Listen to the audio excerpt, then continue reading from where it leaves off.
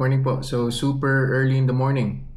Magta-try po tayo ng milk. So, another experiment na naman po ito, no? So, I have here an almond milk. Kirkland po yung brand nito. This was bought from SNR. Promise, mura lang po ito. Less than 100 pesos lang po yung isang pack niyan. So, it says sa label niya, 1 gram lang yung total carbohydrates, 0 yung sugar. So, mukhang pwede po ito sa diabetic. We'll see. Shout out po kay Santos Cram Florence at saka kay Abs Camarin. So, sila po yung nag-request na itong milk experiment. Simulan na po natin.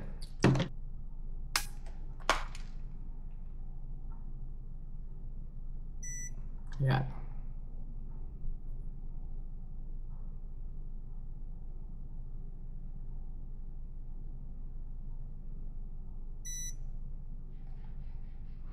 Yan. 115. Sakto lang po yan. So, inumin ko po si milk. Standard coffee cup lang po itong gagamitin ko. And then, balikan ko po kayo after an hour.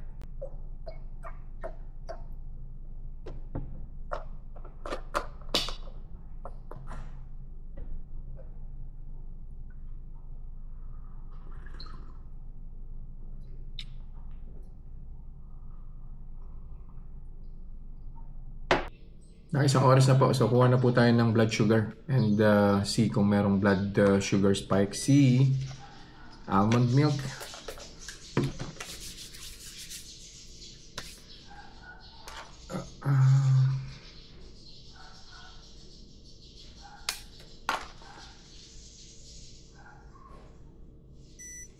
Yan.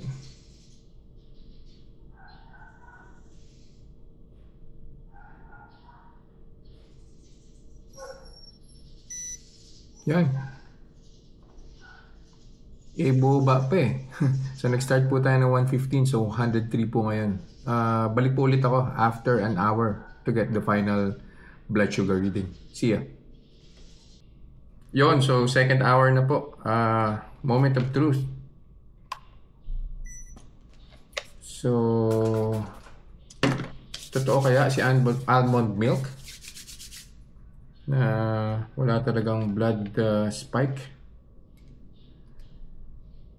Malaman.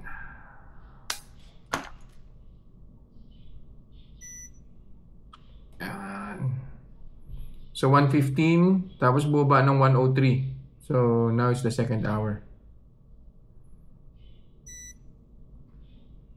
Ayan. Tumaas 1 unit. So I think that concludes our almond milk review. So, pwede po siya. Highly recommended. Pwede po siya sa diabetic. So, as I've mentioned, hindi naman po siya ganun kamahal. No? You can buy it from SNR. Kirkland po yung brand po niya. I'll see you guys in the next vlog. Bye-bye.